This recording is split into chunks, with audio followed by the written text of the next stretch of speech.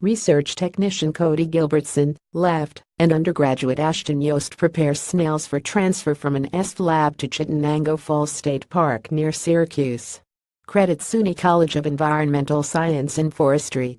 Credit SUNY College of Environmental Science and Forestry work to restore the endangered Chittenango ovate amber snail, found only in one location inside a central New York State park, continued this month with the release of tagged adult snails raised in a laboratory at the College of Environmental Science and Forestry ESF. Called the chit by those interested in its well-being, the rare snail has been the subject of a conservation-focused collaboration with the U.S. Fish and Wildlife Service USFWS, New York State Department of Environmental Conservation NYSDEC, New York State Office of Parks, Recreation, and Historic Preservation Parks, Rosamond Gifford Zoo in Syracuse and Seneca Park Zoo in Rochester. The snail survives exclusively alongside Chittenango Falls within Chittenango Falls State Park, about 22 miles southeast of Syracuse. Biologists have feared that a single catastrophic event could wipe out the entire population. To address this threat, Cody Gilbertson, an ESF graduate and lead research technician in the laboratory of Dr. Rebecca Rundell, has established a captive breeding population in an ESF laboratory. She is working in ESF's Center for Integrated Research and Teaching in Aquatic Science. In 2015, 270 laboratory-raised hatchlings were released at the park. The difference this time is that the snails are adults and large enough to be tagged, so researchers can follow their life in the field. The fact that they're tagged is special, said Rundell, because when we conduct our surveys next summer we will hopefully be able to track them. She is also hoping the snails will overwinter and then begin reproducing in the summer of 2018. The snails are marked with tiny numbered tags, small and light enough to be glued to a bee. This backup population can supplement their wild population and prevent extinction in case of a destructive event such as a storm or rockslide, said Gilbertson. Gilbertson likens raising the snails in the lab to the Head Start program that prepares children for kindergarten. Like a child, if you bring them to a certain stage we hope the snails are more likely to succeed, said Gilbertson. She has spent 4 years researching snail husbandry from their diet to their reproductive cycles.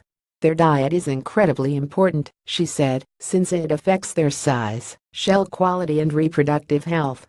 She found the snails prefer decomposed leaves from oak, hickory, cherry and sugar maple trees known to biologists as leaf litter, but the snails only like a certain degree of leaf decomposition and leaf thickness.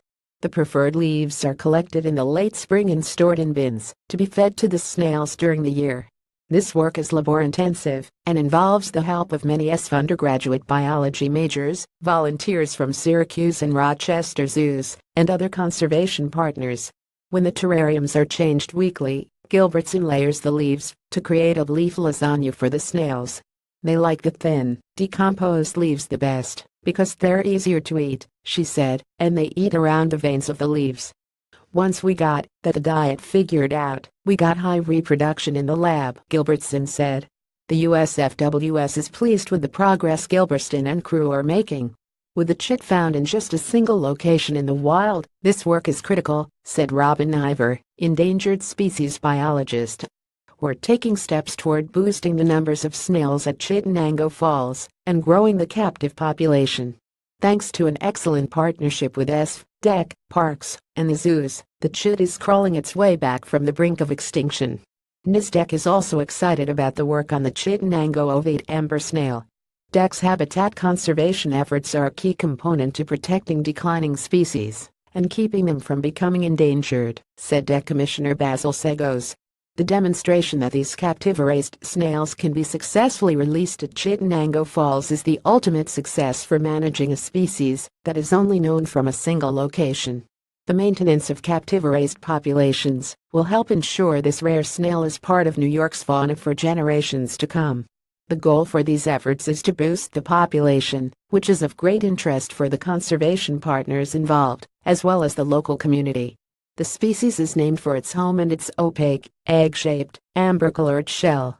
Explore further BRE's final moments for euthanized invertebrates. Study finds provided by SUNY College of Environmental Science and Forestry.